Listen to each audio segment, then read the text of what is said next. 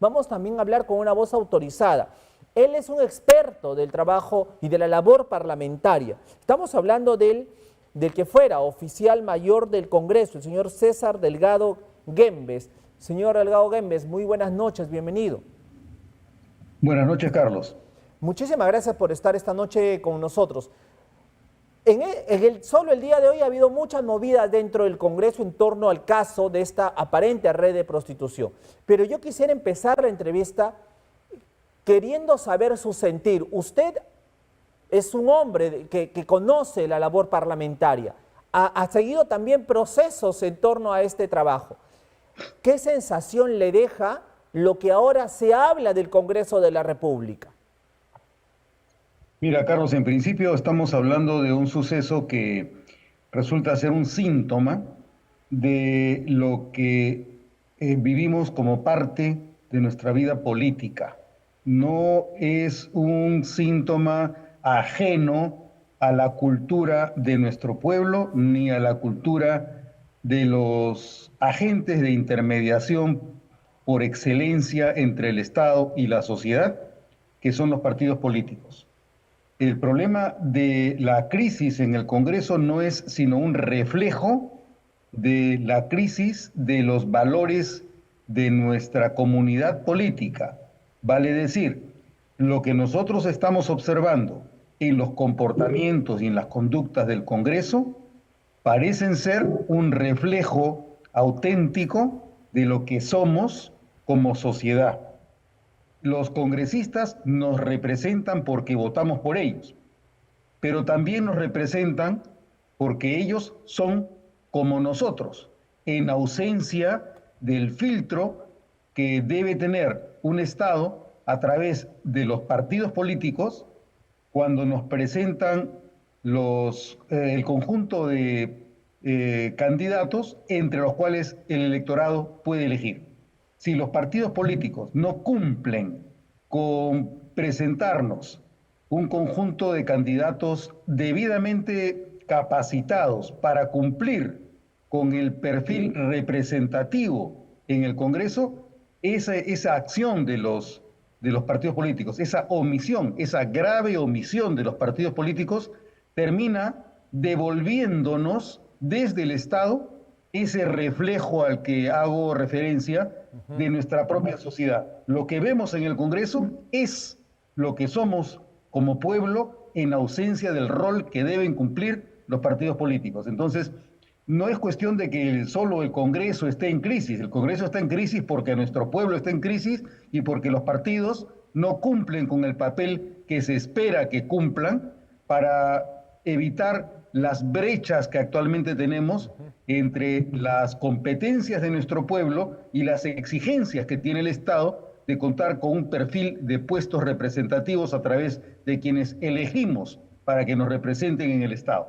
Entonces, más allá de las sensaciones que uno pueda tener de disgusto, de vergüenza, de escándalo, más allá de esa sensación epidérmica que nos agota, que nos hastía, que nos lleva a la sensación de impotencia, más allá de eso, tenemos que reconocer que esa causa tiene que ver con nuestra condición como electores.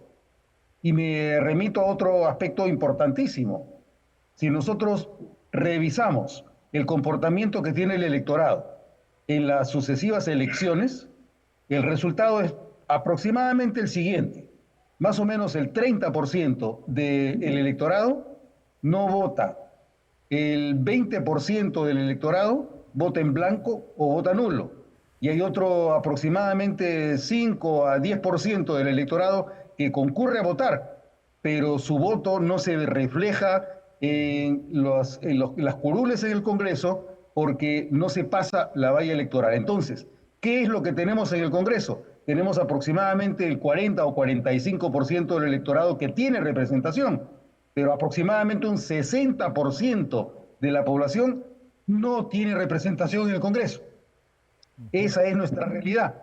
Y ese 40% que sí tiene representación está dividido ahora en aproximadamente 13 distintas bancadas, lo cual significa que hay una fragmentación exponencial terrible, sí. del electorado y del voto, por lo cual es bastante difícil llegar a soluciones que sean armónicas con el interés común de toda la población. Eso es lo que te podría decir en principio, Carlos. Efectivamente, hay que aprender a ser ciudadanos también, o sea, también somos responsables de todo esto que estamos viendo. Sin embargo, este Congreso, o la imagen que tiene este Congreso, creo, y corríjame usted, creo que es el peor de la historia. Tenemos ahí no solamente la denuncia de una red de proxenetismo, sino tenemos allí minería ilegal, corrupción, trata de personas, violaciones dentro de los despachos congresales. Tenemos, ya entra la criminalidad, hay una ex trabajadora muerta por sicarios. Entonces, tenemos lo peor de la criminalidad dentro de este Congreso. Yo que recuerde a ese nivel, no creo que hayamos llegado. Nunca, nunca. Pero a la vez, Carlos, nuevamente, permíteme reiterar la afirmación original. Eso también refleja que eso es lo que somos como pueblo, porque así como puede decirse que en el Congreso se producen esos actos vergonzosos, no deja de ser cierto igualmente que también existen minorías respetables dentro del Congreso. Son menos, son pocos, pero son. Y en el pueblo también tenemos lo mismo. Hay mucha gente que es muy decente y que no merece los calificativos que ahora todos tenemos respecto del Congreso. Entonces, lo que tenemos es cada vez un Congreso más representativo de lo que somos como pueblo. Nos dé vergüenza o no nos dé vergüenza, pero esa es nuestra realidad. ¿Por qué? Porque si el Perú está avanzando desde el punto de vista económico, es en principio gracias a la informalidad de nuestra gente. Entonces, lo que estamos viendo a nivel político no es sino la manifestación de lo que hacemos en nuestra vida privada mediante actos informales, más allá de lo que se espera que hagamos desde el punto de vista institucional. Esa es nuestra realidad. Nos está estallando en la cara todo esto, nos está en la cara finalmente esta realidad. Pero en el caso, por ejemplo, de esta presunta red de proxenetismo que existía dentro del Parlamento, ¿usted cree que se haya llegado a esos niveles? Según se ha llegado a esos niveles, efectivamente. Ahora, ¿por qué ha ocurrido? Entre otras cosas, porque quienes están en la conducción del Congreso, en este caso son los grupos parlamentarios de Fuerza Popular, Alianza para el Progreso, Perú Libre y Avanza País, ellos en el periodo vigente, del periodo del año 2024-2025, son los que han terminado menoscabando los niveles institucionales al designar a gente de confianza exclusiva de los partidos políticos en los puestos de los más altos funcionarios. ¿Cuál es la función que cumple un funcionario cuando es designado por razones estrictamente de confianza? La función que cumple es que se le solicita a ese funcionario que presente los requerimientos de personal. El funcionario señala cuáles son los perfiles de las personas que necesita. A partir de ese requerimiento es que se inicia un proceso meramente formal para designar, para contratar a personas de acuerdo a ese requerimiento. No se respeta el cuadro de asignación de personal, que depende en gran parte del estatuto del servicio parlamentario. Y el estatuto del servicio parlamentario quedó en suspenso desde la presidencia del señor Luis Galarreta del año 2018.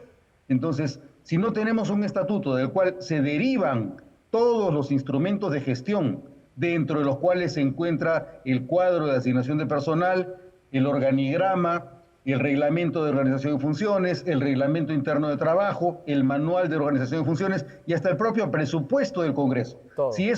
Si todo eso depende del estatuto y el estatuto ha quedado en suspenso, obviamente se ha abierto toda posibilidad de que en el Congreso se haga lo que le venga en gana a los partidos políticos que están en la mesa directiva, que son quienes le indican al oficial mayor: contráteme usted a fulano de tal, o en todo caso, presente usted el requerimiento formalmente para que se pueda contratar a quien a mí me interesa que usted contrate. Sin embargo, así es como se hacen las cosas. Sí. Se improvisa para poder conseguir los resultados que le interesa a la mesa directiva. Sin embargo, hasta el día de hoy, pese a que se ha reiterado la pregunta en varios escenarios y a varios funcionarios dentro del Congreso, incluidos los expresidentes y el actual presidente del Congreso, nadie sabe cómo llegó el señor Torres Sarabia para ser jefe de asesoría jurídica y constitucional del Congreso? Nadie sabe. Mira, el señor Giovanni Forno ahí, dice que no sabe. El señor Soto acaba de decir esta tarde que tampoco sabe. Entonces... Bueno, eso es una cuestión que el papel puede aguantar todo, ¿no? Las declaraciones pueden aguantar todo, pero todos sabemos cuál es el proceso. Para que el oficial mayor haya suscrito la resolución con la que se designa a un funcionario, sea el señor Torres Sarabia o sea quien sea, la jefa de comisiones, el jefe de la biblioteca, el jefe del departamento de investigación, el jefe del fondo editorial, el jefe de participación ciudadana, cualquiera, director general de administración, director general parlamentario, todos tienen que ser nombrados a partir de la resolución que emite el oficial mayor. El oficial mayor es el que recibe las instrucciones, o en todo caso el que tiene la propuesta, para designar como un alto funcionario a cualquiera de las personas a cuyo nombramiento él dispone mediante su firma. Entonces la pregunta es, si el oficial mayor ha recibido la instrucción de quien quiera que fuese, un miembro de la mesa directiva o de un político encumbrado, renombrado, que le solicita que haga ese nombramiento, sea como fuese, él es el responsable. El oficial mayor es quien ha firmado las resoluciones de designación de los más altos funcionarios. Puede ser que haya sido por indicación del señor Alejandro Soto y que ahora lo niegue, como aparentemente ha ocurrido ante la Comisión de Fiscalización, cuando el oficial mayor señala que no se acuerda quién se lo solicitó. El caso concreto es que al señor Torres Sarabia se lo contrató originalmente durante el periodo del señor Soto. Posteriormente se le retiró ese nombramiento como consecuencia del pedido que se formuló para que el señor Fujimori recibiera la pensión vitalicia. El señor Torres Sarabia dio un paso al costado porque aparentemente no tenía la capacidad para emitir un informe sobre esa materia. Se emitió ese informe por una persona que lo reemplazó al señor Torres Sarabia, y luego, una vez que se emitió esa opinión favorable a la pensión vitalicia del señor Fujimori, opinión que a mi juicio era improcedente, se volvió a nombrar al señor Torres Sarabia como director de la Oficina Legal y Constitucional. Entonces, todo empieza en el periodo del señor Alejandro Soto. Sea que él conozca o no conozca el origen de ese nombramiento, ocurrió durante la presidencia del señor Soto, y el señor Giovanni Forno fue designado por primera vez como oficial mayor durante la presidencia del señor Soto. Entonces ahí hay un vínculo inobjetable que probablemente quiere disimularse para poder ocultar la verdad. Y cuando no respetamos la verdad en nombre de falsas lealtades a las personas, obviamente no estamos cumpliendo con un deber público. Señor Relgor Gelme, sin embargo, ahí en el Congreso no saben cómo llegó. Sin embargo, ahora vamos más allá, porque el mismo Alianza para el Progreso, el mismo partido Alianza para el Progreso, con César Acuña a la cabeza, manifiestan que tampoco lo conocen. Que usted dice, llegó con Alejandro Soto, trabajó con el señor Luis Valdés, o sea, es hombre de confianza, apoyó las campañas aquí en Trujillo, en La Libertad, pero ahora dicen que nadie lo conoce y APP saca cuerpo una vez más. César Acuña no dice nada, no lo conozco y saca también cuerpo. O sea, ¿quién puede creer eso, amigos televidentes? Señor Delgado. Lo que estamos viendo es que es la total y absoluta falta de respeto por la verdad, en nombre de falsas lealtades y para encubrirse detrás de el silencio con el cual se pretende negar el compromiso y la responsabilidad que tienen quienes han procedido a nombrar a ese señor. El propio señor Torres Sarabia debiera saberlo. Por lo tanto, si la Fiscalía inicia un proceso de investigación y el señor Torres Sarabia se compromete como colaborador eficaz, es probable que comiencen a desentrañarse algunas verdades, porque comenzará a revelar quién es quién en el proceso de su propia designación. Ahora, pero es claro, pues, la cercanía de Alianza para el Progreso, pero ahora vamos ya a la labor del Congreso en sí, en torno a este caso. Reitero, usted conoce mucho la labor parlamentaria y los manejos que existen dentro, pero en este Congreso no vemos ideologías, no vemos posiciones, vemos que derecha, izquierda, centro se confabulan y votan por igual en determinadas normas y determinadas leyes. Y vemos también que no existe un equilibrio de poderes, que es finalmente uno de los pilares que sostiene un sistema democrático. Entonces, ¿en qué se ha convertido finalmente este Congreso? ¿En todopoderoso? ¿Es el que está gobernando el país y Dina Boluarte simplemente es una figura decorativa? ¿Cómo lo analiza usted? Bueno, en principio detrás de lo que estamos es del sistema político en general, porque si no tenemos pesos y contrapesos, si no existe equilibrio de poderes, eso es no por el Poder Ejecutivo solamente ni solo por el Congreso, es porque los dos poderes están comportándose de forma que se nieguen los mecanismos de control. Exacto. En gran parte, me parece que esta razón se debe a que tenemos un fuerte y muy fragmentado multipartidismo en el Perú.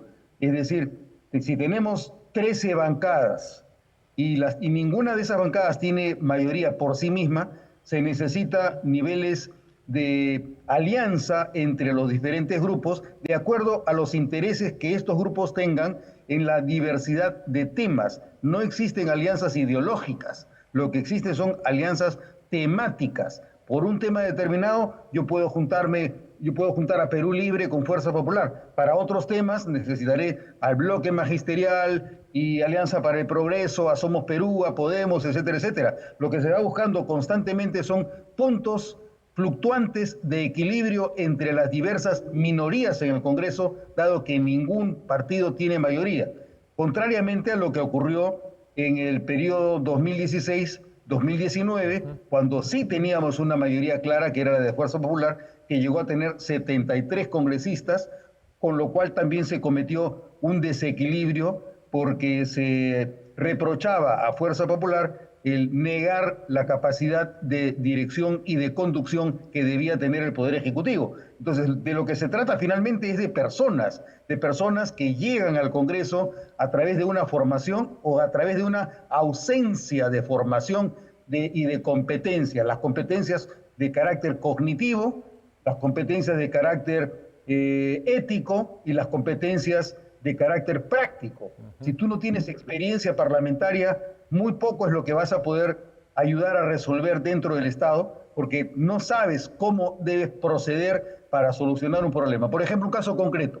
Ahora hay pedidos de que el señor Alejandro Salguana dé un paso al costado y deje de ser presidente del Congreso. Bueno, si tú eres congresista, tú sabes muy bien, por experiencia, que la única manera de que el presidente deje de serlo es si presentas una moción de orden del día. Pregunta, ¿existe alguna moción de orden del día para censurar al presidente del Congreso en estas circunstancias o solamente se han quedado en pedidos para que él proceda a su albedrío y a su buena voluntad? No existe esa moción.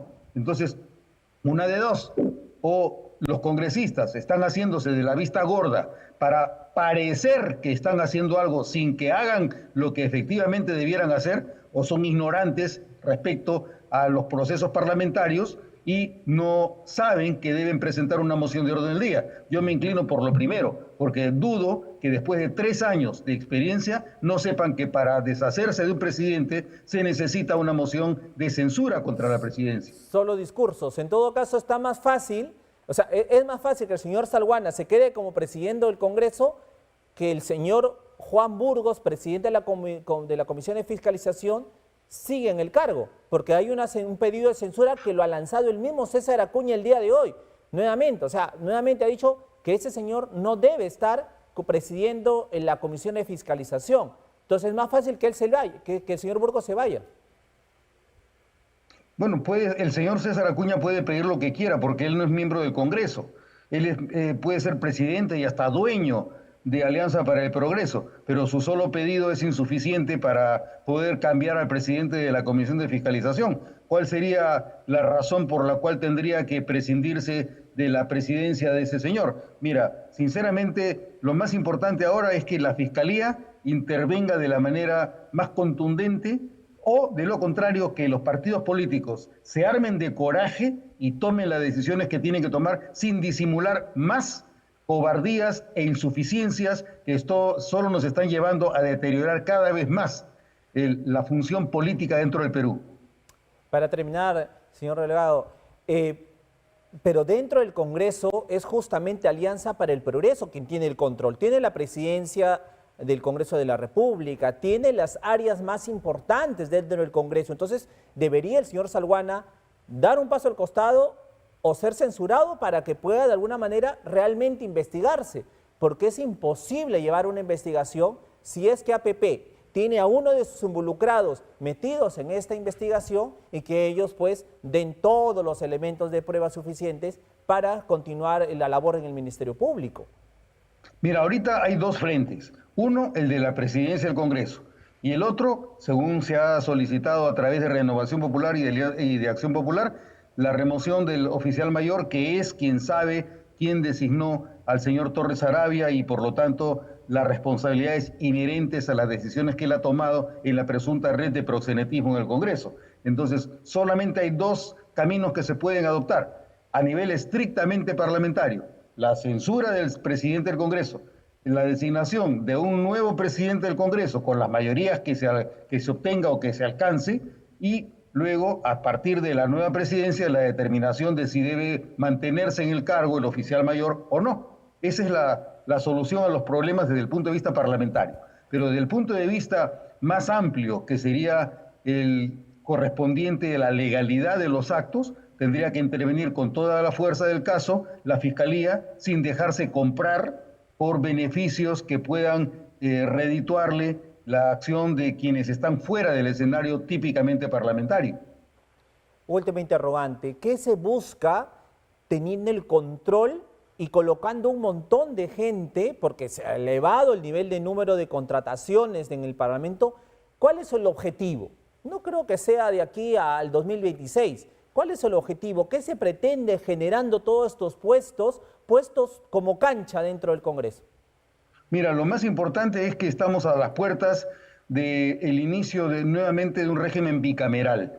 Entonces, el Congreso actual está tratando de afectar el funcionamiento del régimen bicameral, dándole pautas a la bicameralidad, de forma que pueda ser difícil el gobierno en el Perú a través del Poder Ejecutivo. Si el Congreso no funciona adecuadamente, muy probablemente el Poder Ejecutivo tampoco funcione. Pero ¿por qué se pretende contratar a tanta gente?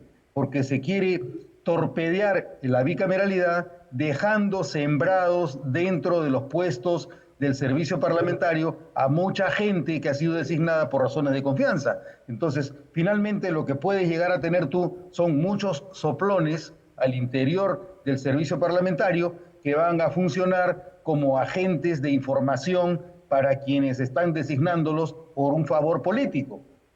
Esa es la única interpretación que se me ocurre que pueda justificar por qué se está contratando a tanta gente cuando en realidad las necesidades que se tiene no lo justifican. Para empezar, ¿por qué los congresistas desde el año 1995 tienen tanto personal de confianza? Si a ellos se los elige para que representen, ¿por qué necesitan de personas que los reemplacen en el ejercicio de sus funciones regulares y de manera que los asesores sean los que terminan diciéndoles tiene que tomar tal posición o tiene que votar de tal manera o tiene que señalar tal o cual cosa dentro de un proyecto de ley, dentro de un dictamen, dentro de un informe? Entonces, finalmente, ¿quién termina representando al Perú? ¿Los asesores? Nosotros no elegimos a los asesores para que nos representen, nosotros elegimos a los congresistas, pero si ellos no tienen las competencias necesarias para representar, ¿cómo justificar que en ausencia de esas incompetencias ellos se limpien las manos y designen asesores para que finalmente nuestro sistema sea un sistema políticamente espurio, fraudulento, donde no nos representan a quienes elegimos para que nos representen, sino terceros? Y la representación no puede tercerizarse. Terrible situación. La última, por favor. Si hablamos de deslealtades, en abril se convoca a elecciones para el 2026. De ahí para adelante no se puede disolver el Congreso desde la Presidencia de la República. Mi interrogante es, ¿el Congreso mantendrá a Dina Boluarte hasta el 2026 o bajo la potestad legal puede sacarla del cargo y desde el Congreso nombrar a un nuevo jefe de Estado? Mira, yo veo bastante improbable que eso pueda ocurrir por una razón muy importante. Si se vacara a la señora Boluarte, tendría que convocarse a elecciones para presidente de la República, solo para presidente de la República, salvo que se tomara la decisión de adelantar las elecciones y que el proceso no comprenda solamente la convocatoria para elección de presidente de la República, sino también del Congreso, cosa muy difícil que ocurra, pero no imposible, como ocurrió también en el año 2000, cuando el señor Paniagua decidió convocar a elecciones generales, dado la crisis, la enorme crisis que atravesaba el Perú luego del descubrimiento de las irregularidades cometidas al finalizar el periodo del señor Fujimori. Entonces yo creo que es bastante complicado y muy difícil que se prescinda de la señora Dina Boluarte durante el periodo comprendido entre julio del 2025 y julio del 2026. Me parece muy complicado, muy difícil, y no tenemos en estos momentos tampoco ninguna garantía de que quien reemplace vaya a ser nada mejor que lo que actualmente tenemos. Puede ser peor inclusive. Porque el peso ya de Dina Boluarte a estos partidos políticos ya es muy fuerte, ¿no? Y tal vez la incapacidad moral sea por ahí el mecanismo para poder librarse de la señora Boluarte. Claro, pero tendría que elaborarse esa justificación y argumentarse a favor de la permanente incapacidad moral de la señora Boluarte, cosa que tampoco es muy fácil porque no depende solamente del gusto, de la percepción o de las sensaciones que tenga la gente. Se necesita que hayan elementos de juicio suficientes para que califiquen como una permanente incapacidad moral y no solo una casual o incidental incapacidad moral. Veremos qué ocurre, señor César Delgado Aguembe. Le agradezco muchísimo por estar esta noche con nosotros y vamos a estar obviamente en el transcurso de las semanas, tal vez volviéndolo a convocar para hacer el análisis bajo el expertise que usted maneja. Muchísimas gracias. Ok, buenas noches. Muchas gracias. Hasta luego. Un abrazo a la distancia. Un abrazo a la distancia.